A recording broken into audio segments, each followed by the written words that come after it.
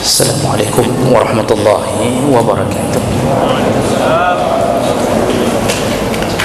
Alhamdulillahi rabbil alamin wa bihi nasta'in ala umuri dunya waddin.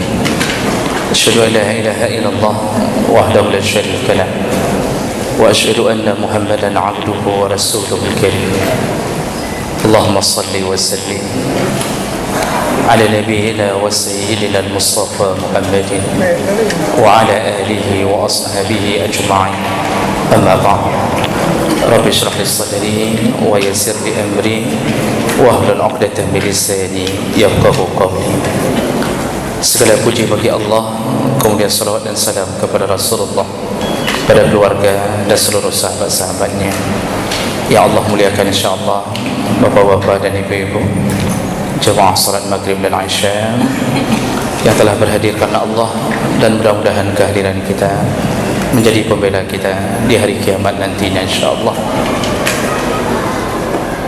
Jemaah maghrib yang dimuliakan Allah, dan pada malam ini saya rasa tidak ada yang lebih layak untuk dibahas, mengingat kita berada di dalam masa-masa sulit. Maka yang akan kita bahas yaitu adabul masaib wal kurabi, yaitu adab ketika menghadapi musibah dan masa-masa sulit. Bagaimana tetap menjaga adab dan akhlak kita di saat menghadapi musibah dan masa-masa datangnya kesulitan. Kita tahu jemaah melakukan Allah, datangnya salah satu wabah taun yang bernama corona menyebabkan kita mau tidak mau tidak bisa hidup seperti biasanya, dan ini akan terus diperketat melihat perkembangan yang biasanya kita duduk di atas karpet, hari ini tidak ada karpet lagi. Bahkan di tempat-tempat yang sudah parah, berdekatan pun tidak boleh. Jadi ini masa-masa kita dalam menghadapi kesulitan. Nah, perlu kita beradab tentu kepada Allah Subhanahu wa taala, karena ini turunnya dari Allah. Baik, jadi kalau begitu, adab yang pertama yang perlu kita ketahui bahwa ketika datangnya musibah atau kesulitan, tazakkar huwa qada Allah, maka perlu diingat bahwa semua yang telah terjadi adalah ketetapan dari Allah. Itu adab kita pertama. Karena kalau kita tidak yakin itu bahagian daripada ketetapan Allah, maka sungguh kita telah berubah menjadi golongan-golongan orang yang tidak beradab. Jadi golongan orang yang tidak beradab termasuklah pemahaman liberal atau lebih kepada qadariyah. Jadi mereka menyampingkan bahawa semua yang terjadi Allah tidak punya andil di dalamnya. Karena qadariyah itu berfikir dengan cara terlalu percaya diri kepada kemampuan pribadi. Itu sifat daripada golongan qadariyah. Jadi begitu datangnya wabah ini, Allah tidak ada di dalam pikiran mereka. Yang ada ini terjadi karena makan kelelawar atau kelelawar makan dia, begitu-begitu. Jadi dia fikirkan dengan logikanya, ini terjadi karena begini, ini terjadi karena ini. Tidak ada sedikit pun melibatkan Allah di dalamnya. Ini orang yang masuk golongan ini tidak beradab kepada Allah. Kita dari golongan Ahlus Sunnah wal Jamaah perlu yakin dan itu adab kita yang paling tinggi, bahawa musibah ini datangnya dari Allah. Tidak ada sesuatu pun yang terjadi di muka bumi ini lepas daripada kerja Allah, tidak ada. Bahkan satu daun yang jatuh min syajaratin, kata Allah, satu warakah jatuh dari pohon, itu karena izin Allah Subhanahu wa taala.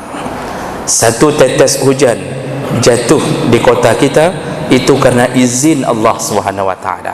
Maka wabah ini datang karena izin Allah Subhanahu wa taala. Nanti pertanyaan berikutnya, kenapa Allah mengizinkan?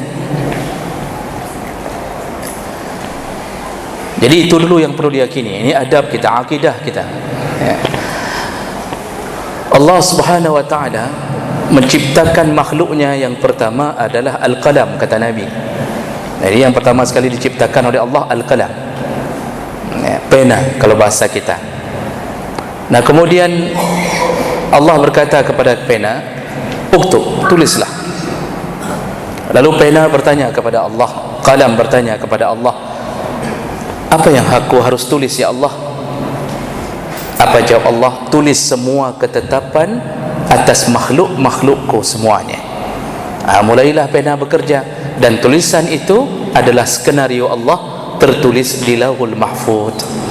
Makanya dalam hadis riwayat Muslim disebutkan, kataballahu maqadir al-khalaiq, Allah telah mencatat semua ketetapan terhadap makhluknya qabla an yukhlaqas samawati wal ard bi 50,000 sanah, 50,000 tahun sebelum dicipta langit dan bumi. Itu sudah ada skenario Allah. 50,000 tahun sebelum dicipta langit dan bumi, itu dalam skenario Allah. Kalau dalam pembuatan filem, sebelum dibuat filem itu ada skrip atau manuskrip. Jangan tanya kenapa saya tahu, karena nanti ada ustaz kau anteper orang. Orang bisa membaca tentunya. Ada manuskrip, itu dari awal sudah tahu anak mudanya akan mati atau tidak, akan terjadi happy ending atau sad ending. Itu semua sudah diatur oleh produser dari awal. Nah, kemudian ini disebut dengan qada, skenario Allah, qada Allah. Yang menjalankan skenario ini siapa? Sutradara.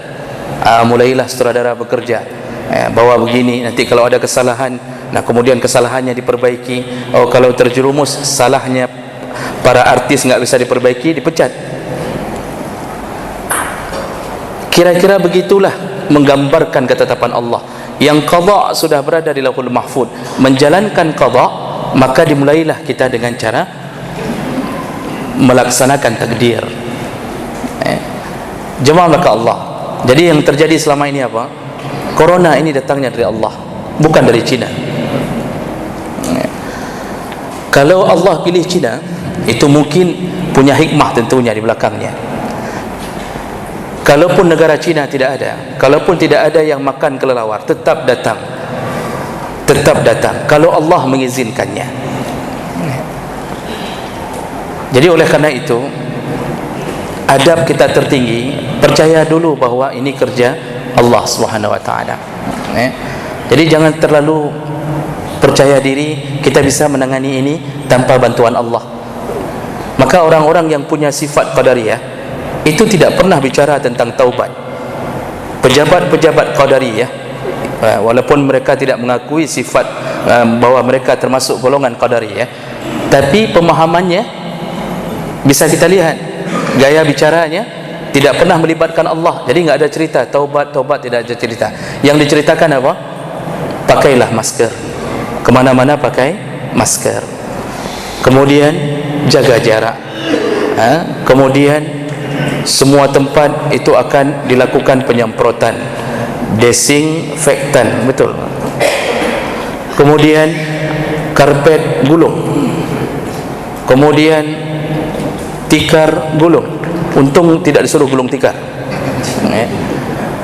Jadi enggak pernah ada bahasa taubatlah. Tidak ada satu surat pun dari pejabat taubatlah, ini telah datang dari Allah, kita wajib taubat, tidak ada. Jadi semuanya berusaha untuk mendapatkan obat melalui vaksin. Buat vaksin apa, begini, antibody, macam-macam. Inilah mereka. Jemaah mereka Allah Subhanahu Wa Taala. Jadi ini dulu yang menjadi adab pertama kita, bahawa apapun yang terjadi itu datangnya dari Allah. Dan ini namanya musibah. Bedakan antara musibah dengan bala. Kalau dalam Al-Quran itu jelas kalimat-kalimat Allah membedakan antara musibah dan bala. Kalau kita tentunya kita campur-campur, tiga-tiga bala, tiga-tiga musibah. Tanya dia orang, nyo bala apa musibah? Oh, bukan je bala dengan musibah sama. Bala dan musibah itu punya perbedaan. Lihat kalimah-kalimah Allah dalam Al-Quran. Kalau musibah Allah berikan, itu ada unsur kerja manusia di dalamnya. Allah berikan karena hasil perbuatan manusia, itu disebut musibah. Maka bahasa-bahasa musibah Allah pakai, contohnya, wa ma asabakum min musibatin fabima kasabat aydikum wa ya'fu an katsir. Ketika Allah memberi musibah kepadamu, kata Allah, ketika Allah turunkan musibah kepadamu, maka itu akibat daripada kerja tanganmu sendiri. Apa kerja kita, Pak, sehingga Allah memberi musibah? Maksiat. Itu maksudnya. Itu maksud kerja kita. Ketika Allah memberi musibah, itu hasil kerja kita sendiri. Wa ya'fu an katsir, kata Allah. Tapi yang ku beri musibah pun, kata Allah, itu setelah aku memaafkan dosamu setengah. Seandainya semua dosa kita diberi musibah, jap tu Pak, habis kita. Kalau semua dosa kita Allah beri musibah, kita tidak ada lagi, hancur. Tapi Allah sudah maafkan setengah, dan bukan setengah, banyak Allah maafkan. Jadi yang diberi musibah apa? Hanya dari dosa-dosa yang Allah ingin memperingatkan kita. Kalau dosa banyak sekali, hamba Allah banyak sekali berdosa, tapi yang Allah beri musibah hanya sedikit dari dosanya. Jadi ini disebut musibah. Jadi kalau begitu, corona ini bukan bala, ini musibah, hasil daripada undangan kita sendiri. Nah, kalau bala itu adalah pemberian Allah tanpa harus karena kerja manusia. Allah sudah tetapkan sesuatu ke atas manusia tanpa harus ada kerja manusia, tanpa harus diundang oleh manusia. Itu Allah beri bala. Bala itu bisa positif, bisa negatif. Bala itu bahasa kita ujian, balaun. Ini bisa dilihat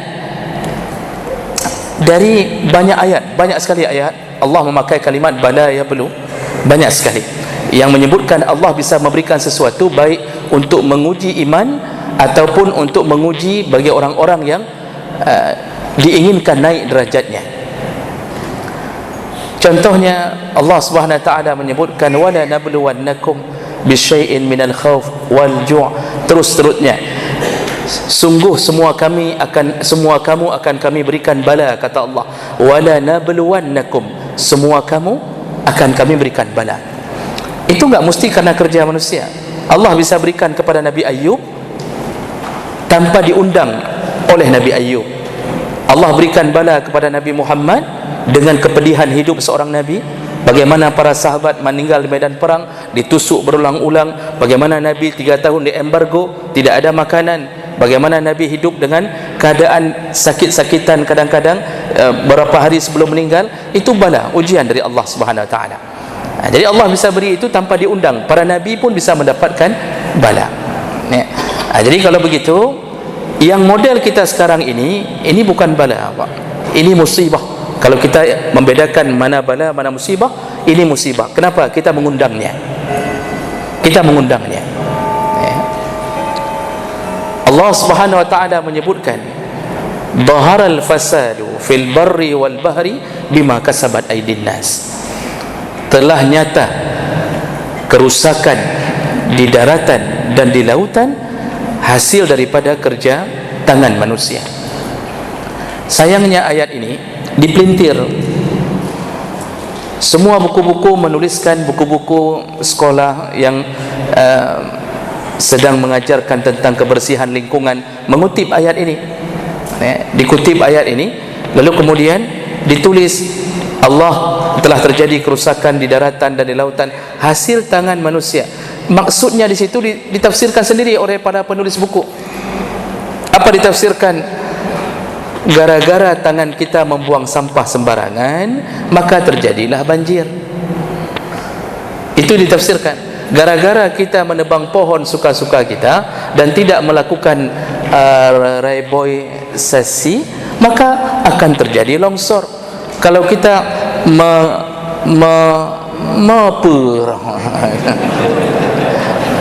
sungai yang di samping sungai, kalau kita apa istilahnya, kita gali itu terusan, tidak kita jaga, maka akan terjadi erosi, kita harus melakukan abrasi. Pokoknya yang sisi mandum lengkap.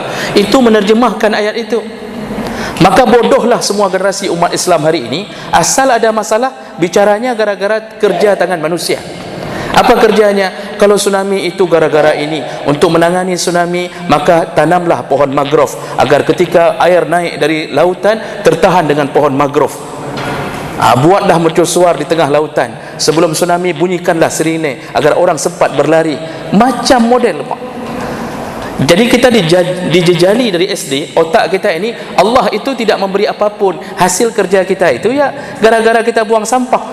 Padahal buktinya negara-negara terbersih pun Allah berikan banjir. Itu Jepang tidak ada sampah, tapi sebentar-sebentar tsunami, sebentar-sebentar selokannya penuh dengan air laut, sehingga bahasa tsunami mereka yang memperkenalkannya. Ada gunung yang penuh dengan pepohonan, malam masih berdiri, besoknya hancur, runtuh begitu saja. Apa kurang kalau kita ke Banda Aceh, apa kurang Selawah contohnya? Tapi Allah bisa longsorkan jalan tanpa harus ditebang pohon. Jadi ini salah penafsiran. Inilah yang membuat kita tidak dekat dengan Allah. Sehingga orang hari ini kalau berbicara tentang corona, ya begitu, hasil dari ini, hasil dari itu. Padahal ayat ini silahkan buka tafsir. Tafsir Ibnu Katsir, tafsir Qurtubi, tafsir Jalalain, tafsir Tabari, silahkan buka. Lihat apa yang ditafsirkan oleh para sahabat. Ibnu Abbas, Ikrimah menafsirkan ayat ini, mengatakan kerusakan yang dimaksud di muka bumi itu maksudnya adalah bencana yang Allah turunkan. Maksudnya azab yang Allah turunkan. Kenapa? Karena perbuatan tangan manusia. Apa perbuatan tangan manusia? Ditafsirkan yaitu maksiatnya manusia. Jadi bukan gara-gara buang sampah sembarangan, walaupun itu maksiat kecil, tetapi intinya bukan itu. Banyak orang yang hari ini setelah sadar masuk ke dalam kelompok kebersihan lingkungan, dia tidak lagi buang sampah sembarangan, salat tidak. Cukup banyak program dari pemerintah, tanamlah pohon. Akhirnya buat program 1000 pohon, tanam 1000 pohon. Setelah tanam, duhur berbunyi azan, tidak salat, dapat nasi bungkus pulang. Ini akibatnya. Jadi dibodohi. Bapak Ibu maka Allah Subhanahu Wa Taala. Jadi kalau begitu, kita ini yang telah mengundang azab. Kita yang telah mengundang azab. Apa yang membuat Allah marah hari ini? Maksiat kita. Makanya banyak hadis yang menyebutkan contoh-contoh kemarahan Allah karena maksiat. Salah satunya yang paling masyhur dan juga sering kita ungkapkan bahwa Rasulullah berkata, "Iza dhahara zina war riba." Kalau sudah merajalelanya zina dan riba, faqad ahallu anfusahum bi'azabillah. Mereka telah mengundang azab Allah kepada mereka. Mereka halalkan diri mereka untuk diundang azab Allah kepada mereka. Allah katakan, Nabi mengatakan apa? Kalau sudah merajalelanya zina dan riba. Ini penyakit akhir zaman, Pak. Zina, subhanallah. Di jalan-jalan subhanallah zina. Tidak ada yang berani menahannya. Digerham pun tidak berani, Pak. Menggerham saja tidak berani. Kami selaku orang yang bicara di depan bapak-bapak, kalau berhenti di lampu merah, di samping ada orang pacaran, untuk menggerham saja harus mikir dulu. Kenapa? Hak asasi manusia. Kalau kita tampar, kita yang masuk penjara. Kalau bapaknya punya jabatan, makin bermasalah.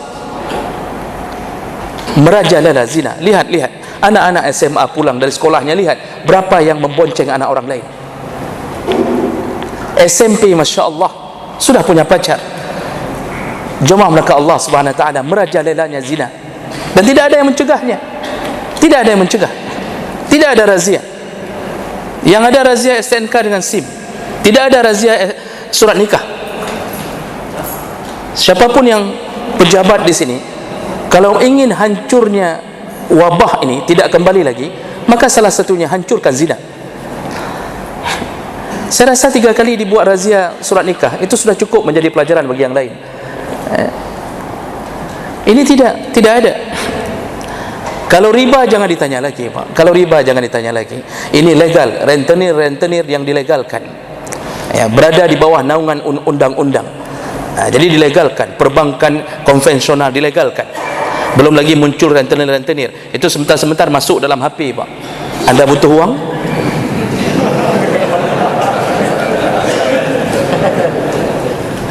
Begitu setiap hari di jalan-jalan, Pak, bahkan di baju-baju tertempel. Ada orang-orang yang jalan di luar semuanya di bajunya tertempel. Anda butuh uang? Temui kami. Beraninya kenapa? Dilegalkan. Akibat daripada itu apa yang terjadi? Mengundang azab Allah. Maka jemaah melakukan Allah, adab pertama kita harus tahu bahawa ini kesalahan kita. Maka bersambung dengan adab berikutnya, jangan suudzan kepada Allah. Kitalah yang telah berbuat. Allah berkata, wa ma zalamuna walakin kanu anfusahum yadhlimun. Kami tidak pernah menzalimi kamu, tapi kamulah yang telah menzalimi dirimu sendiri.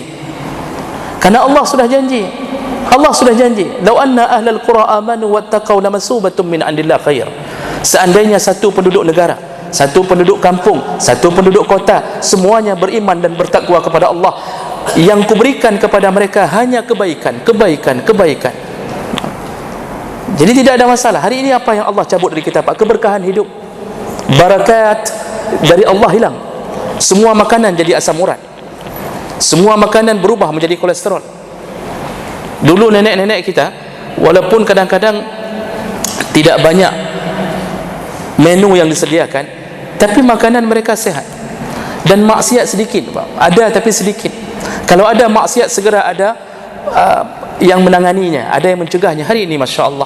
Nah, jadi jemaah maka Allah, dalam musibah ini jangan suudzan kepada Allah, tapi berfikirlah di mana kesalahan kita. Kitalah yang telah mengundang azab itu dari Allah Subhanahu Wa Taala. Makanya untuk menanganinya itu jangan salah minum obat. Untuk menanganinya jangan salah minum obat.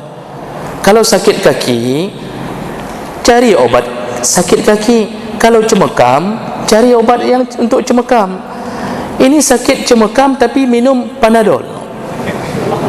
Boleh cemekam, Pak. Yang inti sekarang apa? Maksiat. Tapi yang diinformasikan ya tadi, pakai masker, gulung karpet, tutup masjid. Ini Jumat mau ditiadakan. Kedai kopi, alhamdulillah baru keluar surat dari wali kota. Alhamdulillah baru keluar surat. Saya dapatkan tadi informasinya tanggal 20. Orangnya tanggal baru. Kedua. Berarti kan lewat dari kok. Kok bisa surat terlambat Itu di tempat keramaian itu harus ditutup. Tapi kita lihat saja nanti buktinya. Jadi kenapa masjid yang jadi masalah? Seakan-akan masjid adalah tempat sumber biangnya penyakit, ya. Walaupun nanti kalau sudah parah sekali, sudah betul-betul kita banyak suspek, Pak, sudah parah sekali, sudah ketahuan memang ada di mana-mana, di saat itu baru boleh kita bergerak untuk meninggalkan masjid karena mudarat. Dibolehkan, ya, dibolehkan. Karena menolak mafsadah lebih utama daripada jalbul masalih, ya. Menolak kerusakan lebih utama daripada mendapatkan manfaat. Kita salat dapat manfaat, pahala 27 derajat. Tapi di saat darurat datang, maka menolak darurat lebih utama daripada mendapatkan 27 derajat. Di saat itu baru boleh. Tapi kalau sudah belum masuk ke dalam darurat, maka tidak perlu tinggalkan masjid. Malah masjid ini tempat kita bermohon kepada Allah agar Allah melindungi kita. Jemaah maka Allah Subhanahu wa taala, ini adab yang kedua, jangan suudzon kepada Allah. Jadi jangan memikirkan kenapa Allah memberikan kita hal-hal yang begini sampai hidup kita susah, tapi pikirkanlah tentang apa yang telah kita lakukan sehingga membuat Allah marah. Satu lagi, apa doa Masya 53. Baik. Berikutnya, ini mungkin ke depan kita selesaikan, ya. Adab berikutnya, ya. Jadi itu yang pertama dan kedua, ya. Pertama tadi, ingat bahawa ini semua ketetapan Allah, akidah kita. Yang kedua, jangan suudzon kepada Allah di balik musibah. Dan yang ketiga, apabila kita terkena, apabila kita tiba-tiba menjadi suspek, apa istilahnya, DPP, ODP, ya. Atau DPO, ODP. Kalau kita berada dalam pengawasan tiba-tiba, maka apa yang terjadi pada kita? Beradablah di dalam apa yang telah Allah beri. Bagaimana caranya? Ihtisabul musibah wassabru 'alaiha. Kalau sudah nanti terkena, maka ihtisab dari penyakit itu. Apa itu ihtisab? Berharaplah semoga penyakit itu menjadi pahala bagi kita kalau kita mukmin. Jadi jangan meraung-raung kepada orang banyak, bahkan long yang kenang, long yang sembahyang tapi saya salat, saya puasa Senin Kamis, kenapa saya yang kena? Kenapa enggak orang yang berjudi saja? Kenapa enggak yang sabu-sabu saja? Kenapa saya yang kena? Jangan meraung dan jangan merasa Allah Subhanahu wa taala sedang memberikan sesuatu yang jelek kepada kita. Kalau sudah dapat, maka berharaplah pahala darinya. Wassabru 'alaiha, kemudian bersabarlah. Nabi Ayub dapat, tidak pernah bersuudzon kepada Allah. Digoda oleh syaitan, Ayub, lihat keluargamu hancur, mati, dimatikan oleh Tuhan yang engkau sembah. Apa jawaban Nabi Ayub? Kita milik Allah dan kita kembali kepada Allah. Itu jawaban Nabi Ayub. Cukup sakit hati syaitan, Pak, ya. Dan doa sakit hati syaitan, Pak. Sakit sekali hatinya. Dia yang mencoba untuk menghancurkan Ayub. Semoga dia bersuudzon kepada Allah di balik musibah, tapi tidak. Malah dia berharap-harap kepada Allah untuk digantikan dengan yang lebih baik. Diberi lagi penyakit, digoda lagi. Disitulah Ayub menang. Makanya ketika nanti seandainya na'udzubillah kita termasuk salah satu suspek yang kena, maka berharaplah pahala. Dan ingat, Allah telah berjanji melalui lisan nabinya, at-ta'un syahadatu li ummati wa rahmatun lahum. Seandainya siapapun umat Muhammad yang beriman kepada Allah dan Muhammad sallallahu alaihi wasallam terkena ta'un, maka dia akan dapatkan syahadah. Matinya, kalau meninggal, maka dia mati syahid. Dia mati dalam keadaan mendapatkan pahala syahid. Itu janji Nabi. Wa rahmatun lahum, dan Allah sayang kepadanya, rahmat Allah baginya. Kalau dia mukmin, kita salat, kita melakukan ketaatan, tidak pernah maksiat, kecuali sekali dua mungkin jatuh ke dalamnya, tapi kita sudah taubat, tapi kena juga, maka seandainya kita meninggal, kita syahid, Pak, dapat pahala syahid. Dalam hadis ada 7 golongan dapat pahala syahid, yang terbakar, yang tenggelam, yang ditimpa bangunan, yang jatuh dari sesuatu, seorang istri yang meninggal karena melahirkan, lalu orang yang terkena penyakit perut apapun bentuknya, ginjal, asam lambung, asam urat tidak termasuk, mohon maaf, diabetes tidak termasuk, Pak. Yang terkena lambung, Pak, itu dapat pahala syahid, meninggal dalam sakit itu. Wa ta'un, dan orang yang terkena ta'un, corona ini ta'un, corona ini ta'un. Jemaah maka Allah Subhanahu wa taala, maka jangan sedih kalau kena. Dan tidak perlulah kita sebagai sesama muslim asal kena satu orang langsung kita seakan-akan menghindari dia seperti menghindari binatang buas. Lalu kita semuanya berjaga jarak darinya seakan-akan dia bukan saudara kita. Boleh berjaga-jaga, tetapi tetaplah kirimkan salam, tetaplah sapa, apa kabar. Jangan begitu lihat orang yang sudah terkena suspek langsung kita menghindar, bek-berap jangan coba-coba dekat. Kalau dekat ku takat ke. Padahal selama ini berbaik-baik di dalam masjid. Begitu kena seakan-akan rendahnya orang itu. Ini wartawan juga hati-hati. Jangan mempermalukan orang yang belum tabayyun, ya. Jadi bisa rusak semuanya. Belum bertabayyun langsung dikabarkan. Jadi orang tersebut seakan-akan begitu menderitanya, menahan rasa malu, seakan-akan dia pembawanya. Kalaupun bawa, sungguh dia lebih beruntung daripada kita. Dia mati dalam keadaan mendapatkan pahala syahid. Kita apa? Belum tentu. Karena kita tidak bisa berharap mendapatkan itu, malah kita takut mendapatkan itu. Jawab maka Allah Subhanahu wa taala. Ini dijamin oleh Nabi sallallahu alaihi wasallam. Cuma perlu kita tahu, dapat pahala syahid bukan syahid fi sabilillah. Ini dapat pahala syahid, Allah beri bonus dengan dapat corona, maka dibonuskan Allah satu pahala syahid besar. Tapi ini akan ditimbang kembali dengan maksiat yang belum kita taubat. Mungkin kita salah satu nasabah yang belum habis kredit dan enggak ada rencana taubat. Hana rencana taubat. Udip antara rentenir dengan leasing, ya. Jadi enggak ada rencana taubat. Tiba-tiba terkena, Allah tetap tunaikan janji, dia tetap dapat pahala sepenuhnya, pahala syahid, tapi ditimbang dengan maksiatnya. Kalau kalah pahala syahidnya, transit duluan di dalam neraka. Berbeda dengan orang mati syahid fi sabilillah, itu langsung aman, tembus ke surga Allah, kecuali dia menyisakan hutang. Kecuali dia menyisakan hutang. Siapapun yang berhutang, yang berjuang fi sabilillah pun, kalau tidak bayar hutang tetap tertahan urusannya sampai bayar hutang. Maka berhati-hatilah dengan hutang. Yang sudah ada rada-rada mau kena corona, bayar hutang duluan, biar aman menghadap Allah Subhanahu wa taala. Dan semoga yang hadir Allah Subhanahu wa taala telah catatkan pahala untuknya, dan semoga Allah Subhanahu wa taala mengumpulkan kita kembali di dalam surganya. Amin ya rabbal alamin. Subhanakallahumma bihamdik, asyhadu an la ilaha illa anta, astaghfiruka wa atubu ilaik. Wassalamu alaikum warahmatullahi wabarakatuh.